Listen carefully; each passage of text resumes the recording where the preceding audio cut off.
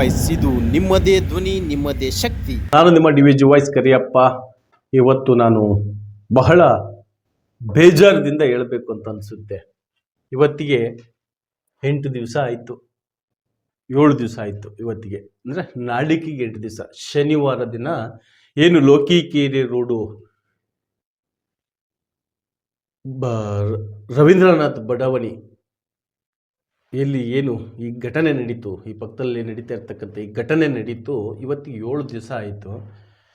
ಇಲ್ಲಿಯವರೆಗೂ ಯಾವುದೇ ರಾಜಕಾರಣಿಯಾಗಿರಲಿ, ಯಾವುದೇ ಅಧಿಕಾರಿಯಾಗಿರಲಿ, ಯಾವುದೇ ಸಂಬಂಧಪಟ್ಟಿರ್ತಕ್ಕಂಥ ವ್ಯಕ್ತಿಯಾಗಿರಲಿ, ಹೋರಾಟಗಾರರು ಬಂದಿದ್ದಾರೆ ಬಿಡಿ, ಸಾಮಾಜಿಕ ಹೋರಾಟಗಾರರು, ಸಮಾಜದ ಭದ್ರತೆಗೋಸ್ಕರ ಇರ್ತಕ್ಕಂಥ ಹೋರಾಟಗಾರರು, ಕನ್ನಡಪರ ಸಂಘಟನೆ ಹೋರಾಟಗಾರರಾಗಿರಲಿ ಅಥವಾ ಒಕ್ಕೂಟದರಾಗಿರಲಿ, ಅವರೆಲ್ಲ ಬಂದಿದ್ದಾರೆ. ಅವ್ರಿಗೇನು ಸಾಂತ್ವನ ಹೇಳಬೇಕಾಗಿತ್ತು. ಅದರಲ್ಲೂ ಮಹಿಳಾ ರಾಜ್ಯಾಧ್ಯಕ್ಷರಾಗಿರ್ತಕ್ಕಂಥ ಸುವರ್ಣಮ್ಮರು ಈಗಲೂ ಸಹ ಬೆಂಬಿಡದೆ ಅವರ ಸಾಥಿ ನಿಂತ್ಕೊಂಡು ಹೋರಾಟಕ್ಕೋಸ್ಕರ ಮಾಡ್ತಾ ಇದ್ದಾರೆ. ಕಮ್ಯುನಿಸ್ಟ್ ಪಕ್ಷದ ಅವರಿಗೆ ಚಂದ್ರು ಅವರು ಸಹ ಇದರಲ್ಲಿ ಸಾಥಲ್ಲಿದ್ದಾರೆ.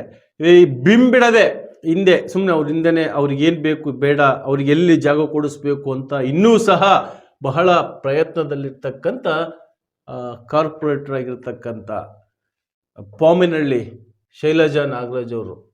ಅದರಲ್ಲಿ ನೋಡಿ, 31ನೇ ವಾರ್ಡ್ನಲ್ಲಿ ಶೈಲಜಾ ನಾಗರಾಜು, 41ನೇ ವಾರ್ಡ್ನಲ್ಲಿ ಗೀತಾ ನಾಗರಾಜು. ಗೀತಾ ನಾಗರಾಜ್ಗೂ ಶೈಲಾ ನಾಗರಾಜ್ಗೂ ಎಷ್ಟು ಡಿಫ್ರೆನ್ಸ್ ಇದೆ. ಆ ಒಂದು ಸಮಯದಲ್ಲಿ ಅದೇನೋ ಹೇಳ್ತಾರಲ್ಲ ಹಂಗೆ ಅಂದರು. ಯಾಕೆಂದರೆ ಮೊನ್ನೆ ನಾನು ಆ ಒಂದು ಸಮೀಕ್ಷೆ, ಜನಗಳದ್ದು ಸಮೀಕ್ಷೆ ಮಾಡಿದೆ ನಾನು. ಆ ಸಮಯದಲ್ಲಿ ಅಂದರು, ಇವರು ಗೀತಾ ನಾಗರಾಜ್ ಅವ್ರು ಗೆಲ್ಲಬೇಕು ಅಂತ ಹೇಳಿದರೆ ಅಲ್ಲಿ ಪಾಮನಹಳ್ಳಿ ನಾಗರಾಜ್ ಅವ್ರ ಹೆಸರು ಮೇಲೆ ಗೆದ್ದಿದ್ದಾರೆ ಅಷ್ಟೇ. ಇವರು ಹಂಗೆ ಪ್ರಾಮಾಣಿಕವಾಗಿ ಗೆದ್ದಿದ್ರೆ ನಮಗೆ ಸಹಾಯ ಮಾಡೋದಕ್ಕೆ ಬರ್ತಾ ಇದ್ರು ಅಂತ ಅಲ್ಲಿರ್ತಕ್ಕಂಥ ಜನ ಸಾಮಾನ್ಯರು ಹೇಳಿದರು ಅಷ್ಟೇ. ಹಾಗಾಗಿ ನಾನು ಆ ಕಾರ್ಪೊರೇಟರ್ ಬಗ್ಗೆ ಏನು ಮಾತಾಡೋಕ್ಕೆ ಇಷ್ಟನೂ ಪಡಲ್ಲ. ಈಗ ಮತ್ತೆ ಎರಡನೇದಾಗಿ ಅವರಿಗೆ 10, 12, 10 ಸೈಟ್ಗಳನ್ನೇನೋ ಕೊಡ್ತಾರೆ. ಎಲ್ಲಿ? ಬೂದಾಳ್ ರೋಡಲ್ಲಿ. ಅಷ್ಟು ಜಾಗದಲ್ಲಿ 3-4 ಜನ ಒಂದು ಮನೇಲಿರ್ತಕ್ಕಂಥವ್ರಿಗೆ ಜಾಗ ಆಗುತ್ತರ? ಇದು ನನ್ನ ಕೊರಗು. ಯಾಕೆಂದರೆ ಇಲ್ಲಿ ಪಕ್ಕದಲ್ಲಿ ಕಾಣಿಸ್ತಾ ಇದೆಯಲ್ಲ, ಅಷ್ಟೇ ಜಾಗ ಇರೋದು. 10, 12, 10 ಏನು ಸರ್ ಇದು? ಏನು ಮಾಡೋಕ್ಕೆ ಹೊರಟಿದ್ದೀರಿ? ದಾವಣಗೆರೆ ಬಹಳ ವಿಶಾಲವಾಗಿದೆ ಸರ್. ಜಿಲ್ಲಾಧಿಕಾರಿಗಳೇ, ನಿಮಗೂ ಸಹ ನಾನು ಕರೆ ಮಾಡ್ತಾ ಇದ್ದೀನಿ, ಫೋನ್ ತೆಗಿತಾ ಇಲ್ಲ. ಕಾರಣ ಬ್ಯುಸಿ ಇರ್ತೀರ ಬಿಡಿ ನೀವೆಲ್ಲ ಅಧಿಕಾರಿಗಳು. ಜಿಲ್ಲಾಧಿಕಾರಿಗಳು ಬ್ಯುಸಿ ಇರ್ತಾರೆ, ತಹಸೀಲ್ದಾರ್ ಅಂತೂ ಸಿಕ್ಕಾಬಿಟ್ಟೆ ಬ್ಯುಸಿ ಇರ್ತಾರೆ, ಅವ್ನು RI ಚಂದ್ರಪ್ಪ ಅಂತೂ ಎನಿ ಟೈಮ್ ಬ್ಯುಸಿ ಇರ್ತಾರೆ. ಅಧಿಕಾರಿಗಳ ಬಗ್ಗೆ ನಾವು ಮಾತಾಡೋಂಗೆ ಇಲ್ಲ, ದೌರ್ಜನ್ಯ ಮಾಡ್ದಂಗೆ ಆಗುತ್ತೆ. ಮೀಡಿಯಾದವರು, ಹೋರಾಟಗಾರರು ಯಾರೂ ಮಾತಾಡೋಂಗೆ ಇಲ್ಲ. ಅವ್ರಿಗೆ ಕಣ್ಣಿಡು, ಅವನ ಮೇಲೆ ಗುರಿಡು. ಇದು ಮನನೊಂದು ಮಾತಾಡ್ತಾ ಇದ್ದೀರಿ ನಿಮಗೆ. ನನಗಂದರೆ ಏನು ಸಿಗುತ್ತೆ ಅಂತ ನಾನು ಮಾತಾಡ್ತಾ ಇಲ್ಲ, ಮನನೊಂದು. ಯಾಕೆಂದರೆ ಹೆಂಡರು, ಮಕ್ಕಳು, ತಂದೆ ತಾಯಿ, ಅವರೆಲ್ಲ ಜೀವನಗಳು ನೋಡಿದರೆ ಮನುಷ್ಯ ಹುಟ್ಟಿದ್ದು ವೇಸ್ಟು ಅಂತ ಅನಿಸಲ್ವಾ ಸರ್ ನಿಮಗೆಲ್ಲ? ಅನಿಸತ್ವಾ ಅನಿಸೋದಿಲ್ವ ಹೇಳಿ? ಸಾಮಾಜಿಕ ಬದ್ಧತೆ ಇರ್ತಕ್ಕಂಥ ಸಾಮಾಜಿಕ ಸರ್ವಾಧಿಕಾರಿಗಳು ನೀವು. ಅಂಥ ಬಡವ್ರನ್ನೆಲ್ಲ ನೀವು ಅಂದ ಆಶ್ರಮದಲ್ಲಿಟ್ಟು, ಆ ಆಶ್ರಮದಲ್ಲಿರ್ತಕ್ಕಂಥ ಸೂಪ್ರಿಡೆಂಟ್ ಕಾಶಿ ನಾಯ್ಕ ಅವ್ರು ಏನು ಮಾತಾಡ್ತಾರೆ ಅಂತ ನೋಡಿ, ಕರುಳು ಕಿತ್ತು ಬರುತ್ತೆ ರೀ. ಅವರು ಸಹ ಮನೆ ಮಕ್ಕಳ ರೀತಿ ನೋಡ್ಕೊಳ್ತಾ ಇದ್ದಾರೆ. ನಾನು ಕಾಶಿ ನಾಯ್ಕ ಅವ್ರ ಬಗ್ಗೆ ನಾನು ಮಾತಾಡ್ತಾ ಇಲ್ಲ. ಆ್ಯಕ್ಚುಲಿ ಅಲ್ಲಿಗೆ ನಿರಾಶ್ರಿತರ ಆಶ್ರಮಕ್ಕೆ ಇವ್ರು ಕಳ್ಸಂಗೆ ಇಲ್ಲ. ಆ್ಯಕ್ಚುಲಿ ಇವರೆಲ್ಲ ಬಡವ್ರನ್ನ ಇವ್ರಿಗೆ ಇಲ್ಲೇ ಏನಾದರೂ ಒಂದು ಪರ್ಯಾಯವಾಗಿ ವ್ಯವಸ್ಥೆ ಮಾಡಿಬಿಟ್ಟು ಆಮೇಲೆ ಅವರಿಗೆ ಆ ಪರ್ಯಾಯ ಜಾಗ ಕಳಿಸ್ಬೇಕಾಗಿರ್ತಕ್ಕಂಥದ್ದು ಒಂದು ಜಿಲ್ಲಾಡಳಿತದ ಕರ್ತವ್ಯ. ಬಟ್ ಇಲ್ಲಿ ಏನು ಮಾಡ್ತಾ ಇದ್ದಾರೆ? ದಯವಿಟ್ಟು ನಾನು ಮತ್ತೆ ನೆಕ್ಸ್ಟು ನಾಗಮ್ಮ ಕೇಶವಮೂರ್ತಿ ಬಡಾವಣೆ ಬರ್ತಾರೆ. ಯೋಚನೆ ಮಾಡಿ, ಬಡಾವಣೆಯಲ್ಲಿರ್ತಕ್ಕಂಥವ್ರು ಲೀಡರ್ಸ್ ಮಾತುಗಳು ನಂಬೇಕಾ, ಅಧಿಕಾರಿಗಳ ಮಾತು ನಂಬೇಕಾ, ನಿಮಗೆ ಸಾಥ್ ಕೊಡೋರು ಮಾತು ನಂಬೇಕಾ, ಪಂಚಾಯತಿಯಲ್ಲಿರ್ತಕ್ಕಂಥ ಅಧಿಕಾರಿಗಳ ಮಾತು ನಂಬೇಕಾ, ಪಂಚಾಯತಿಯಲ್ಲಿರ್ತಕ್ಕಂಥ ಮೆಂಬರ್ಗಳ ಮಾತು ನಂಬೇಕಾ? ಯೋಚನೆ ಮಾಡಿ ನೀವು. ಯಾಕೆಂದರೆ ಗೋಮಾಳ ಆಯಿತು, ಸರ್ಕಾರಿ ಜಾಗ ಆಯಿತು, ಅದು ಸರ್ಕಾರದ್ದೇ ಬಿಡಿ. ಆ ಸರ್ಕಾರದ ಜಾಗವನ್ನು ನಿಮ್ಮ ಹೆಸರು ಮಾಡಿಕೊಡ್ಬೇಕು ಅಂದರೆ ಕೆಲವೊಂದು ಕಂಡೀಷನ್ಸ್ಗಳು ಇರ್ತವೆ, ಕೆಲವೊಂದು ಕಟ್ಟಳೆಗಳು ಇರ್ತವೆ. ಯಾರ್ದೋ ಮಾತು ಕೊಟ್ಕೊಂಡು ನೀವು ಹಾಳಾಗಿ ಹೋಗಬೇಡಿ ಅಂತ ಹೇಳ್ತಾ ಇದ್ದೀನಿ. ಈಗಾಗಿರ್ತಕ್ಕಂಥದ್ದು ಲೋಕಕೆರೆ ರೋಡಿಂದು ಅದೇ ವಿಚಾರನೆ. ಕೋರ್ಟು ಕಚೇರಿ, ನಾಗನೂರು ಶಿಲ್ಮಗೊಂಡಳ್ಳಿ ಪಂಚಾಯತಿಯಲ್ಲಿ ಇರ್ತಕ್ಕಂಥವ್ರು, ಗೋಮಾಳ ಜಾಗದಲ್ಲಿ ಇರ್ತಕ್ಕಂಥವ್ರು. ನಾಳೆನೂ ನಿಮಗೆ ಇದೇ ರೀತಿ ಆದರೆ ಸಮಾಜ ಬದಲಾವಣೆ ಮಾಡೋಕ್ಕಾಗಲ್ಲ. ಅಧಿಕಾರಿಗಳು ಏನು ಮಾಡ್ತಾರೆ, ರಾಜಕಾರಣಿಗಳು ಹೇಳ್ದಂಗೆ ಕೇಳ್ತಾರೆ. ಸರ್ಕಾರಿ ಜಾಗ, ಅಫಿಷಿಯಲ್ ಜಾಗ, ಪಕ್ಕದಲ್ಲಿ ಜೆ ಎಚ್ ಪಟೇಲ್ ಬಡಾವಣೆ ಇದೆ, ಗುಡಿಸ್ಲೇಕಿಲ್ಲಿ ಒಗಿರಿ ಅತ್ಲಾಗೆ ಆ ಕಡೆಗಾರ ಒಂದು ಮೂಲೆಗ ಒಕ್ಕರ ಮಗನಹಳ್ಳಿ ರೋಡು, ಬೇತೂರು ರೋಡು,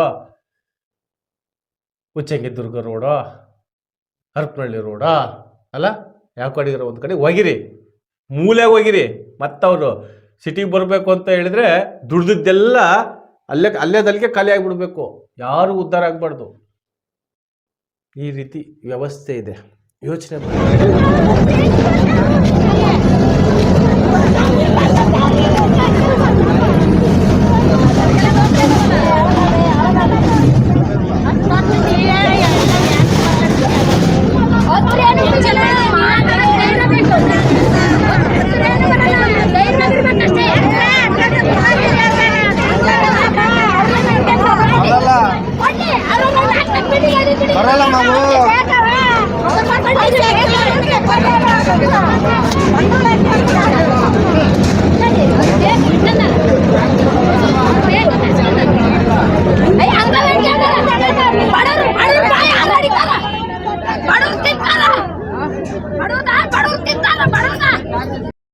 ಸೂರನ್ನು ಕಟ್ಕೊಡಂತ ಶಕ್ತಿ ನಾಗಣ್ಣರು ಬಿಟ್ಟರೆ ಬೇರೆ ಯಾರು ಇಲ್ಲ ಅಂತ ನಾನು ಮತ್ತೊಂದ್ಸತಿ ನಿಮಗೆ ಮನಬಿಟ್ಟಲ್ಲಿ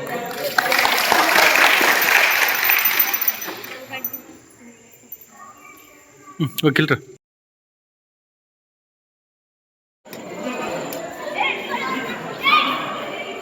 ಸೂಪರಿಂಟೆಂಡೆಂಟ್ ನೀಡ್ತಿದ್ದಾರೆ. ಟೊಮೊಟೊ ದಮ್ ಕಟ್ಟಿದ್ದಾರೆ ನೋಡ್ರಿ, ಬಿರಿಯಾನಿ ವಾಸನೆ ಬರ್ತಾ ಇದೆ.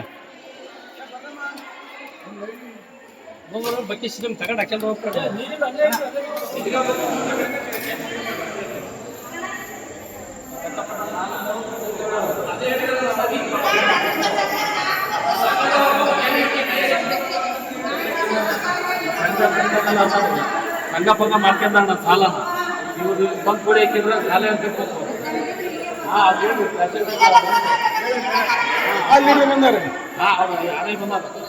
ಆರೇ ಚಂದ್ರಪ್ಪ ಚಂದ್ರಪ್ಪ ಆರೇ ಬಿಡ್ರಿ ಅಲ್ಲಿ ಅಲ್ಲೇ ಅದೇನು ಈ ಭಾಗದ ಈ ಒಂದು ಆಫೀಸ್ ಇದು ನಿರಾಶ್ರಿತರ ಆಶ್ರಯದ ಸೂಪರಿಂಟೆಂಡೆಂಟ್ ಸರ್ ಏನಿದಾರಲ್ಲ ಅವರು ಗಮನಕ್ಕೆ ಹಾಕಿ ಅಲ್ಲಿ ಒಂದು ಸೈನ್ ಮಾಡಿ ನಿಮಗೆ ಏನಾದ್ರು ಎಮರ್ಜೆನ್ಸಿ ಇದ್ರು ಮಾತ್ರ ಹೋಗ್ಬೇಕು ಮತ್ತು ಬರುವಾಗ ಕೂಡ ಸರ್ ನಾನು ಬಂದಿದ್ದೀನಿ ಹೋಗಿದ್ದೆ ಅಂತ ತಿಳಿಸ್ಬೇಕು. ಇಷ್ಟು ಜನ ನೀವು ಯಾರು ಗೊತ್ತಾಗುತ್ತೆ. ನೀವು ಹೇಳೋದು ಹೋಗ್ತಿರಂದ್ರೆ ನಾಳೆ ಅಂತಂದ್ರೆ ಅವ್ರಿಗೂ ಕೂಡ ಜವಾಬ್ದಾರಿ ನಿಮ್ದಿರುತ್ತೆ. ಈಗೆಲ್ಲ